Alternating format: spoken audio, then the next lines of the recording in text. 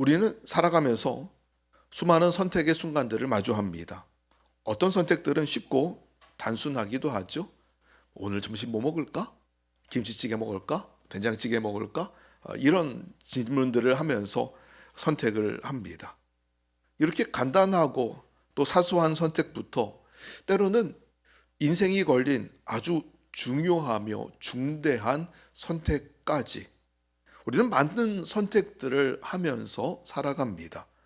근데 이런 선택의 상황에서 사람들이 어떤 것을 선택할까 고민할 때 그 결정을 내리게 하는 중요한 동기는 바로 가치입니다. 내가 어떤 것에 더 가치를 두고 있느냐에 따라서 선택이 달라지게 되지요. 여러분 쉽게 생각하면 이런 겁니다. 한 남자가 있습니다. 좋은 직장에 취업할 기회를 얻게 되었습니다. 물론 다른 직장을 못 구하는 건 아닙니다. 그러나 그래도 여기가 다른 곳보다 더 아무리 부족해도 다른 직장보다는 더 좋은 직장입니다. 그런데 이 직장을 선택한다면 사랑하는 여인과의 결혼은 포기해야 할지도 모릅니다. 왜냐고 묻지는 마세요. 그냥 가정에서 하는 얘기니까 그냥 그런가 보다 하시고, 이 남자가 이 선택의 상황에 놓여 있습니다.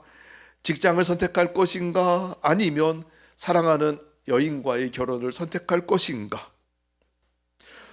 어떤 선택을 할지 그 결정하는 기준이 바로 내가 어떤 것에 가치를 더 두고 있느냐 하는 것을 보여줍니다. 만약에 내가 직장을 선택합니다. 그러면 나는 성공과 꿈에 나의 비전의 가치를 더 둔 사람이라 말할 것이고, 사랑하는 여인과의 결혼을 선택했다면 나는 사랑을 선택하고 행복에 더 가치를 두는 사람이라 말할 수 있을 겁니다. 무엇에 더 가치를 두느냐에 따라 결국 선택이 달라진다는 것이지요. 사람들은 누구나 자기가 중요하다고 느끼는 저마다의 가치들을 가지고 있습니다. 그리고 사람들은 누구나 자기가 가치 있다고 생각하는 것을 향하여 달려가는 삶을 삽니다. 만약에요, 돈에 가치를 둔 사람이라 한다면, 돈을 버는 곳이라 한다면 아무리 먼 장소라 하더라도 어디든지 달려가게 될 거예요. 그는 돈을 벌 수만 있다면 무슨 일이든 하게 될 겁니다. 심지어 그것이 불법적인 일이라 하더라도요. 왜요? 돈을 벌 수만 있다면. 돈에 자기의 최고의 가치를 두었기 때문입니다. 맛있는 음식을 먹는 거에 가치를 둔 사람들은 있습니다. 맛있는 음식 먹는 것을 정말 즐거워하고 그 일을 위해서라면 몇 시간을 운전해서 가더라도 충분히 시간을 투자해서 갑니다. 또 좋은 식당들은 가면은요, 이 대기 시간들이 굉장히 긴 경우들이 있어요. 괜찮습니다.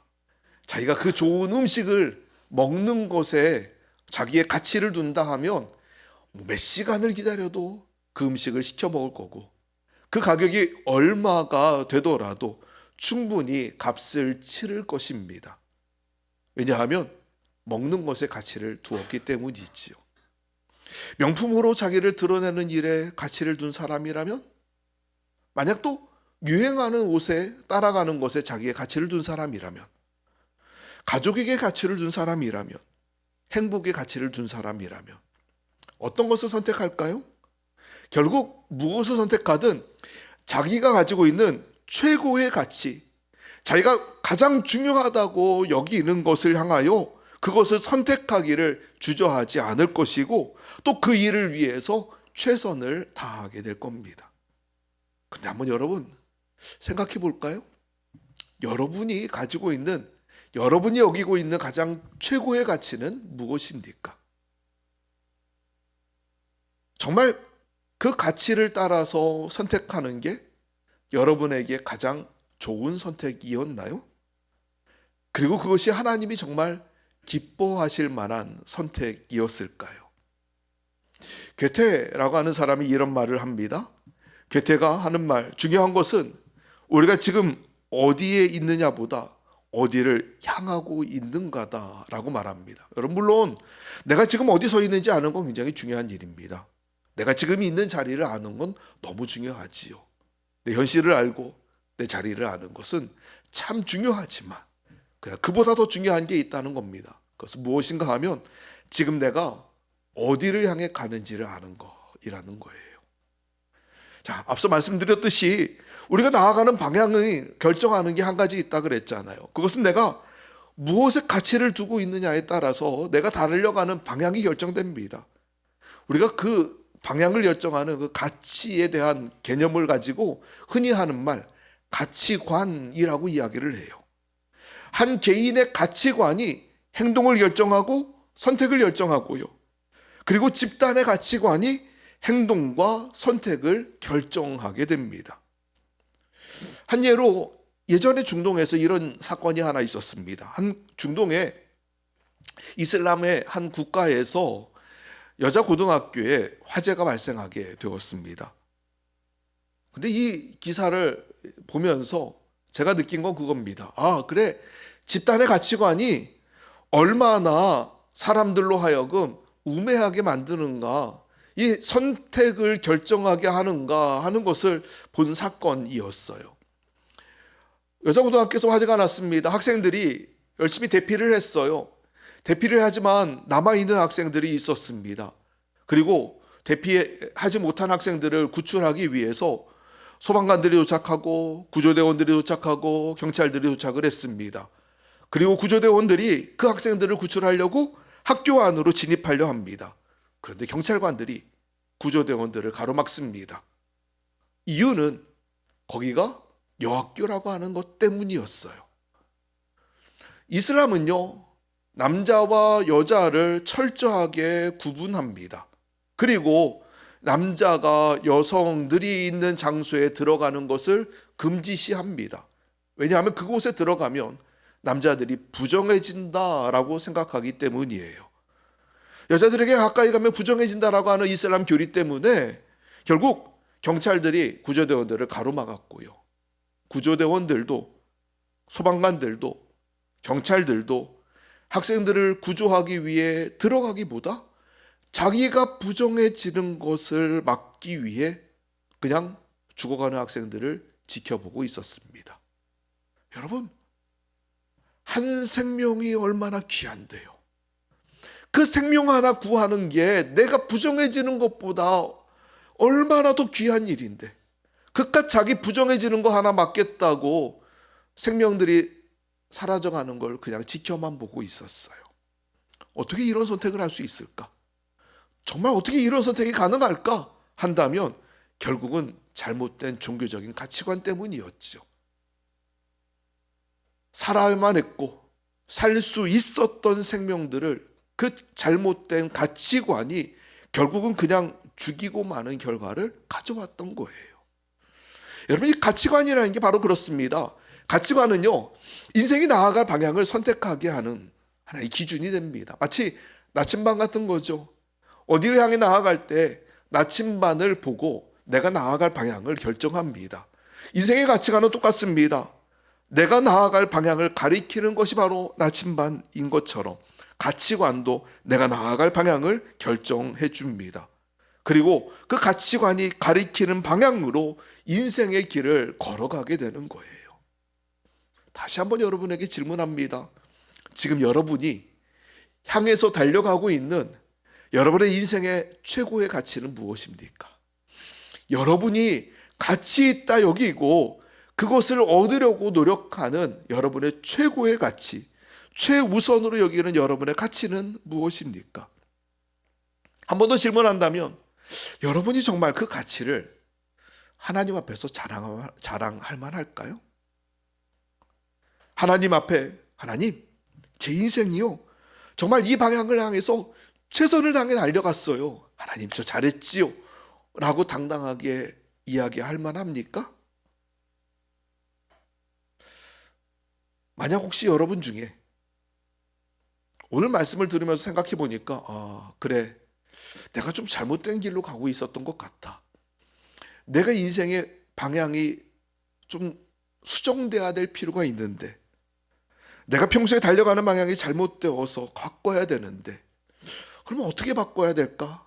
혹시 질문하는 분이 계신다고 한다면, 그럼 오늘 그 고민에 대한 대답을 먼저 한번 드리겠습니다. 그것은 내가 달려가는 길의 방향을 바꾸는 가장 좋은 방법은 내가 지금 목표로 세우고 있는 목표점을 바꾸는 거예요. 내가 달려가는 방향을 바꾸려면 내가 어디를 향해서 달려가는지 세운 목표점을 바꾸면 됩니다. 내가 그 길을 향해 달려가는 이유, 바로 가치의 중심을 바꾸는 것입니다. 가치의 변화를 만드는 것, 이것이 지금 우리가 우리의 인생의 방향을 바꾸는 최고의 방법이 있지요. 오늘 바라기는 저와 여러분이 내가 달려가는 인생의 방향들을 바르게 수정하는 시간 되기를 간절히 축복합니다. 하나님 안에서 가장 최고의 가치, 올바른 가치를 향해서 달려가는 우리가 되기를 간절히 원합니다. 오늘 그것을 가르쳐주는 말씀이 바로 본문의 말씀이에요. 19절 말씀을 다시 한번 읽어볼까요? 19절 말씀입니다. 같이 읽습니다. 시작. 너희를 위하여 보물을 땅에 쌓아두지 말라. 거기는 종과 동록이 해하며 도둑이 구멍을 뚫고 도둑질하느니라. 아멘. 이 말씀은 보통 교회 안에서 헌금을 강조할 때 흔히 자주 사용하는 본문 말씀입니다. 그래서 이 말씀을 묵상하는 사람들도 자주 이렇게 말씀을 묵상하죠. 주님, 제가 가지고 있는 저의 물질을 이 땅에만 쌓아두지 않기를 원합니다. 저희가 이것을 하늘에도 쌓아두는 자가 되게 해주십시오 라고 적용하면서 묵상합니다. 물론 여러분, 이 적용이 잘못됐다는 건 아닙니다. 이 말씀을 이렇게 적용하는 것도 옳은 방법이 있지요. 다만 오늘 저와 여러분이 좀 다른 적용을, 이 말씀을 가지고 다른 묵상과 다른 적용들을 좀 해보려고 합니다. 예수님이 이 말씀을 하신 이유가 분명히 또 있기 때문에 그래요. 오늘 본문의 말씀은 산상수훈 안에 기록되어 있습니다. 우리가 흔히 산상수훈이라고 불리는 예수님의 그 마태복음 5장부터 복 있는 사람은 하면서 여기 어떤 사람이 복이 있는지 복에 대한 말씀부터 시작해서 7장까지 이어지는 이 산 위에서 주님이 주신 말씀들 중에 가장 한가운데 있는 말씀, 주님의 산상수훈 중에 가장 정중앙에 있는 말씀이 오늘 본문의 말씀이에요. 근데 예수님께서 이 말씀을, 이 헌금에 대한 말씀을 갑자기 산상수훈을 쭉 말씀하시면서 갑자기 이 말씀을 드러내셨을까 한다면 아니요, 그렇진 않아요. 주님이 이 말씀하실 때에는 사실은 다른 의도가 있습니다. 이 말씀 전에 하신 말씀이 하나 있으니까요. 한번 그 말씀을 같이 좀 보실까요? 6장 5절입니다. 자, 6장 5절을 같이 읽어봅시다. 시작. 또 너희는 기도할 때 외식하는 자와 같이 하지 말라. 그들은 사람에게 보이려고 회당과 큰 거리 어귀에 서서 기도하기를 좋아하느니라. 내가 진실로 너희에게 이르노니 그들은 자기 상을 이미 받았느니라. 아멘. 하나님 앞에 살아가면 두 가지 사람들이 있답니다. 그 삶의 방식이 두 가지가 있는데, 하나는 사람에게 보이려고 하는 그 삶을 사는 사람들이 있고요, 또 하나는 하나님 앞에서 은밀히 행하시는 하나님 앞에서 살아가는 사람들이 있다라고 주님 말씀하세요. 기도를 하고 구제를 하고 금식을 하는데 한 사람은 하나님 보시든 말든 상관없습니다.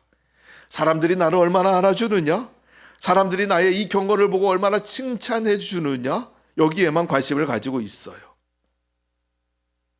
사람들이 주는 칭찬과 명성과 상에 관심을 갖고 있기에 그 상은 받을지 모르겠지만 예수님 말씀하시죠. 결국은 하나님이 주실 상은 받지 못할 거다라고 말씀하세요. 또 반대로 하나님 앞에서 살아가는 사람들이 있습니다. 은밀한 중에 은밀히 보시는 하나님 앞에서 또 은밀하게 갚으시는 그 상을 기대하고 바라보며 하나님 앞에 살아가는 사람들이 있다는 거예요. 18절 말씀입니다. 같이 한번 읽어봅시다. 시작. 이는 금식하는 자로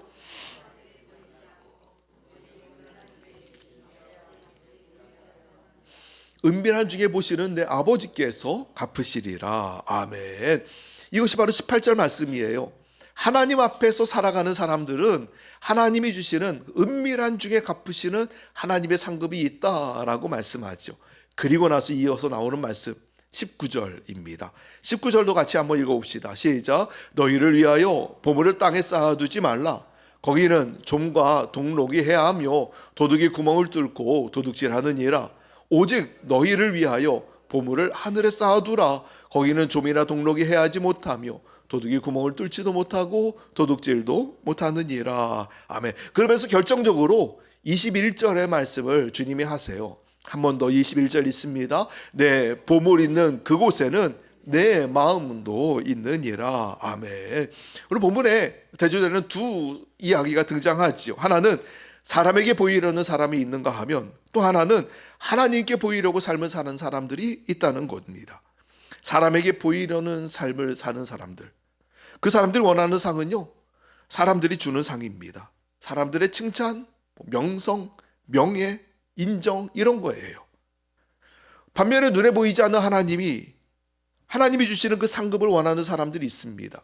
그 사람들이 원하는 상급은 눈에 보이는 사람들이 주는 칭찬, 명성, 이런 거에 전혀 관심 없습니다. 안아주지 않아도 괜찮습니다. 오해를 해도 별로 개의치 않습니다. 그들이 관심 갖고 있는 것은 오직 하늘에 계신 하나님께서 나를 인정해 주시느냐 아니냐, 하나님이 나를 기뻐하시고 칭찬하시고 알아주시느냐, 여기에만 관심을 갖습니다. 여러분, 이 두 사람의 가치관은 서로 다릅니다. 사람들이 주는 귀한 상을, 그것을 바라보는 사람들은 사람들이 나를 인정하고 알아주기를 원하고 사람들이 나에게 칭찬해 주기를 원하지만, 그러나 사람들의 눈을 의식하며 살아가는 사람들이지만, 하나님 앞에 살아가는 사람들은요, 하나님의 기준에 맞춰 살아갑니다. 하나님이 인정해 주시는 것을 바라고 하나님이 주시는 하늘의 상급을 쌓아가는 곳에 관심을 두고 살아갑니다. 한 사람은 땅을 바라보고 사는 사람이고 한 사람은 하늘을 바라보고 사는 사람이라는 거예요. 이 두 사람의 가치의 차이가 결국은 행동의 차이를 만들고 그 행동을 하는 이유의 차이를 만들게 되지요. 결국 오늘 본문에서 말씀하는 이 보물이라고 하는 것, 그 보물은 다른 것이 아닙니다. 그 사람이 가치 있게 여기고 살아가는 삶의 목적을 말하는 것이지요. 무엇을 가치 있게 여기고 사는가, 무엇에 마음과 관심을 두고 사는가, 여기에 결국 오늘 본문의 말씀처럼 내 보물 있는 곳에 너의 마음도 있다, 주님 말씀하신 것처럼요. 정말 그래요. 사람들은요, 가치 있다고 여기는 그곳에 늘 마음이 쏠려 있습니다. 마음이 쏠려 있을 뿐만 아니라 그 가치 있다고 생각되는 것을 중심으로 세상을 살게 되지요. 오늘 여러분의 시선은 어디를 향하고 있습니까? 여러분의 시선이 혹시 땅을 향하고 있습니까? 아니면 하늘에 계신 하나님을 향하고 있습니까? 오늘 주님이 우리에게 선택하라 말씀하세요.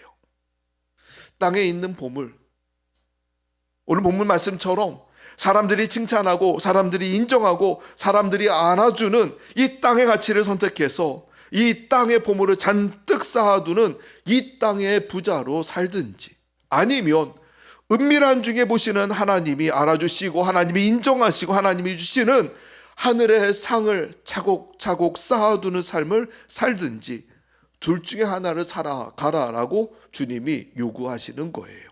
24절 말씀을 한 번 더 읽어봅시다. 오늘 주님이 하시는 말씀입니다. 같이 읽어요. 시작. 한 사람이 두 주인을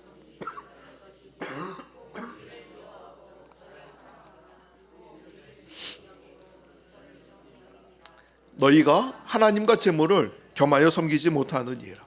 아멘. 하나님과 재물을 겸하여 섬기지 못한다 말씀합니다.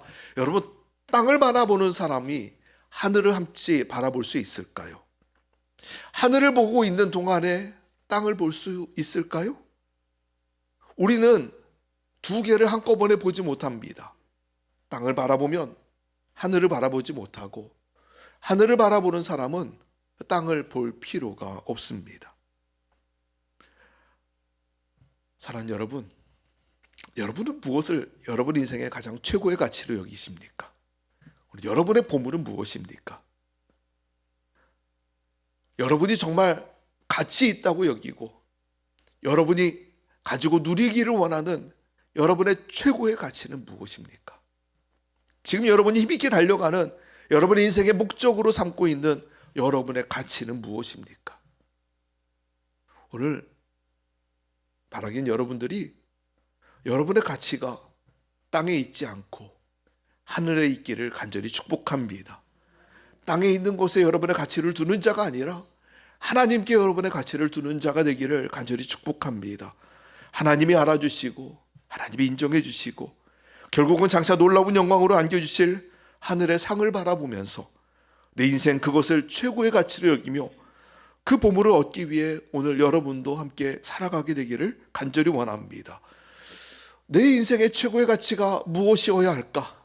우리 여러분 혹시 질문하십니까? 그렇다고 한다면 여러분에게 여러분의 인생의 가장 최고의 가치로 삼을 한 가지를 알려드립니다. 물론 우리의 인생의 가치가 꼭 한 가지여만 하는 것은 아니지요.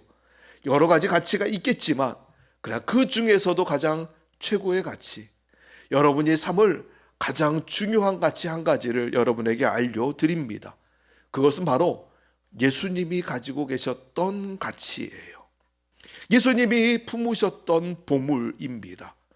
오늘 여러분에게 바로 그 주님이 품으셨던 보물을 가르쳐 드려요. 그것은 바로 다름 아니라 영혼을 구원하는 일이었지요.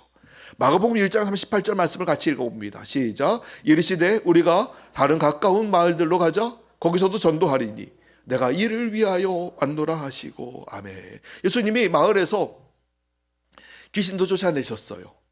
병자도 고치셨어요. 사람들이 열광하기 시작합니다. 예수님을 향하여 환호하면서 예수님을 따르는 사람들이 생겨나기 시작했어요. 새벽부터 사람들이 예수님께 막 찾아오고 몰려오기 시작하는 거예요. 그런데 예수님 하시는 말씀, 우리 다른 가까운 마을로 가자. 아니 여기 추종자들이 생겼잖아요. 여기 예수님 따르는 사람들이 막 생겨났잖아요. 그런데 예수님은요, 그 추종자들 인기를 내려놓고 버리고는 다른 마을로 가시겠대요. 그러면서 하시는 말씀, 내가 거기서도 전도해야 돼. 왜요? 내가 이를 위하여 왔노라. 이게 내 사명이라는 겁니다. 영혼을 구원하는 것, 복음을 전하는 것, 이것이 예수님이 이 땅에 오신 이유이고 예수님의 사명이라 말씀하는 거예요. 내가 이를 위하여 왔노라. 예수님은요, 십자가를 향하여 달려가실 때에도 똑같은 말씀을 하십니다.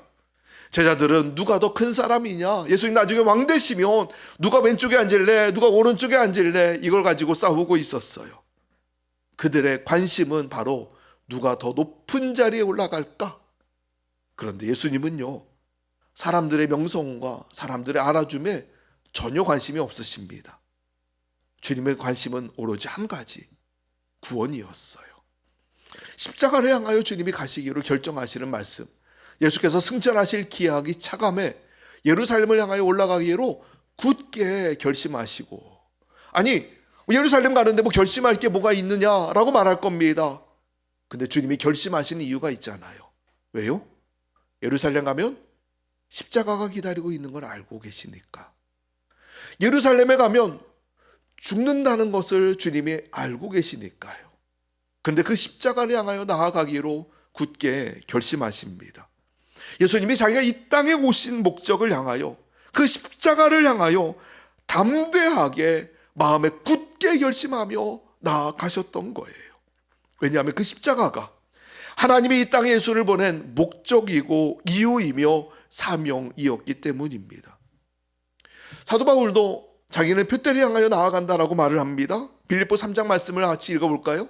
오늘 여러분 잘 아는 말씀 중에 하나입니다. 빌립보 3장 13절입니다. 시작. 형제들아, 나는 아직 내가 잡은 줄로 여기지 아니하고 오직 한 일, 즉 뒤에 있는 것은 잊어버리고 앞에 있는 것을 잡으려고 표대를 향하여 그리스도 예수 안에서 하나님이 위에서 부르신 부름의 상을 위하여 달려가노라. 아멘. 그 표대가 다른 게 아닙니다. 바울이 세운 표대, 바울이 세운 목적지는 다른 게 아니고 바로 복음을 전하는 거예요. 한 사람에게라도 복음을 더 전하는 것, 한 영혼을 구원하는 것, 이것이 바로 바울이 세운 표대였고, 그 복음 전하는 그 일을 위해서 자기가 지금도 여전히 달려간다라고 말하고 있는 겁니다. 오늘 이 복음 전하는 일을 여러분의 인생의 최고의 가치로 세워보지 않으시겠습니까? 한 사람을 구원하는 일이 오늘 저와 여러분에게, 그리고 우리 교회에게 가장 최우선의 목표이고 가장 최고의 가치로 세워야 하지 않겠습니까? 우리나라의 최초의 순교한 선교자가 한 명 있습니다. 영국의 선교사 토마스라고 하는 선교사입니다. 이 선교사가요, 중국으로 선교하러 왔다가 조선이라고 하는 땅의 이야기를 듣게 됩니다. 아, 그래, 그럼 나는 조선이라는 땅에 들어가야겠어 라고 마음을 먹고요, 제네럴 쇼먼호라고 하는 상선입니다. 무역선이에요.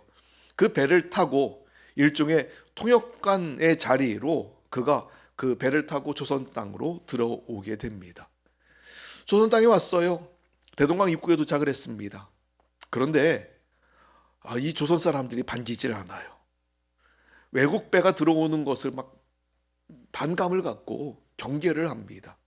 근데 여기에서 뭔가 마음을 좀 불편하게 했던 모양이에요. 결국에는 이 배를 향하여 불화살을 쏘고 여러 가지 무기들로 공격을 하면서 이 배가 침몰하게 됩니다. 그리고 그 배에 탔던 모든 사람들도 다 거기서 죽게 되고요, 토마스 선교사도 그 자리에서 함께 죽게 됩니다. 여러분 보세요. 선교사가요, 복음 전하겠다고 조선 땅에 들어오려 했는데 세상에 조선 땅에 제대로 발로 밟지도 못하고 선교의 복음을 한 번도 제대로 전하지 못한 채 죽었습니다. 이 사람 성공한 사람일까요? 실패한 사람일까요? 세상적으로 보면 실패한 사람이죠. 왜요? 아니, 선교사가 선교도 제대로 못하고 죽었는데 뭐 그게 한 길이 아무것도 없는데 하면서 생각할 수 있어요. 그런데요, 전설에 의하면 이 토마스 선교사가 죽기 전에 자기가 가지고 있는 성경책을 육지를 향하여 던졌답니다. 여러분, 이 성경책을 던질 때에 선교사의 마음이 어땠을까요? 그 귀한 성경책을 던질 때 내가 복음을 전하지 못하니 그래, 누구라도 한 사람 이 성경책 붙잡고 읽었으면 좋겠어 라고 하는 정말 복음에 대한 뜨거운 마음 가지고 성경책을 던지지 않았을까요? 한 영혼이라도 살리고 싶은 마음 가지고, 나는 여기서 죽을지 모르겠지만 한 사람이라도 살리겠다는 그 열정 가지고 그가 그 성경책을 육지를 향하여 던졌을 거예요. 그리고 정말 또 전설에 의하면 감사하게도 누군가가 그 성경책을 집었답니다. 그리고 그 성경을 읽었고요, 예수를 만났고요, 중국으로 유학을 다녀와서 목사가 되어서 이 땅에 다시 돌아왔더라 라고 하는 말을 전하기도 합니다. 자, 그렇게 보면 그의 삶과 그의 죽음이 정말 헛된 것이었을까요? 가치 없는 죽음이고 가치 없는 인생이었을까요? 아니요. 그가 하나님 앞에 나아가서 주님 앞에 섰을 때, 야, 너는 참 헛되게 죽었다 라고 하나님 말씀하셨을까요? 아니에요. 그렇지 않았을 거예요. 그가 내린 그 순교의 피가 결국 이 땅에 교회를 세우는 발판이 되었고, 이 땅에 한 영혼을 구원하는, 한 영혼만이 아니라 수많은 생명을 구원하는 하나의 시작이 되었던 것이지요. 오늘 여러분이 가지고 있는 최고의 가치는 무엇입니까? 오늘 여러분에게 권면합니다. 영혼 구원을 여러분의 최고의 가치로 삼지 않으시겠습니까? 여러분, 그 일을 위해서 결단하며 수고해보지 않으시겠습니까? 정말 내가 한 영혼을 살릴 수만 있다면, 그 영혼을 살리는 일이라고 한다면 내가 무엇이든 하겠습니다라고 결단하지 않으시겠습니까? 우리 여러분에게 숙제를 하나 드립니다. 적어도 이번 주 한 주 동안 여러분 이 숙제 하나를 한번 해서 가져와 보셨으면 좋겠어요. 그것은 다른 건 아닙니다. 어려운 숙제 아니에요. 한 사람에게 전도합시다. 100명, 1000명 얘기하지 않아요. 여러분, 한 사람에게 이번 한 주 동안 한번 전도해 봅시다. 근데 전도할 때요, 그냥 말로만 전도하지 마세요. 내가 숙제하라 그랬으니까 너 교회 다녀야 돼, 말로만 한마디 하고 끝내고 저 숙제했습니다 하지 마시고요, 좀 한번 최선을 다해 봅시다. 수고를 더 거기에 해보셨으면 좋겠어요. 여러분이 그냥 말로만 하지 마시고 섬기십시오. 사랑을 함께 나누십시오. 때로는 여러분이 가지고 있는 맛있는 거, 아니면 좋은 것들, 선물로라도 같이 나누십시오. 그리고 그들에게 하나님의 복음을 같이 이야기하면서 나는 정말 네가 예수 믿고 구원받기를 원해 라고 하는 진실된 마음을 한번 표현해 보십시오. 만약 그 한 영혼을 구원하는 일이 나에게 가장 최고로 중요한 일이라고 한다면 여러분, 그 약간의 헌신, 그 조금의 나눔 절대로 아깝지 않지요. 그 한 영혼만 구원할 수 있다면 그게 뭐가 아깝겠습니까? 학생들도 마찬가지입니다. 오늘 주희야, 영광이도 그렇고 약속해라. 한 사람한테 꼭 전도하겠다고 약속할 거야? 주희는? 우리 태연이는? 은지? 한 사람에게 전도하겠다고 약속하자. 알겠지? 태연이도? 예, 해봐. 잘할 거예요, 우리 아이들. 약속했으니까 꼭 너 같이 교회 가자라고 얘기하세요. 우리 교회 안 와도 돼요. 친구들 여기 죽동리까지 와가지고 예배 드리려면 어떻게 와야 돼? 그 고민 안 해도 괜찮아요. 그 친구들 가까운 교회만 가도 괜찮습니다. 꼭 여기 오라는 게 아니에요. 중요한 건 한 영혼이 살아나는 일입니다. 여러분, 우리에게 가장 최고의 가치, 예수님이 가지고 계셨던 예수님의 사명, 예수님의 목적, 예수님의 최고의 가치, 바로 그것은 영혼을 구원하는 일이었고요. 그것이 또 저와 여러분에게도 가장 최고의 가치가 되기를 원합니다. 그 일을 위해서 우리가 살아갑시다. 그리고 주님 앞에 섰을 때 잘했다, 착하고 충성된 종아, 주님 칭찬하시고 상 주심을 받아보며 우리가 함께 나아가기를 원합니다. 그렇게 복받는 저와 여러분 다 되시기를 주의 이름으로 축복합니다.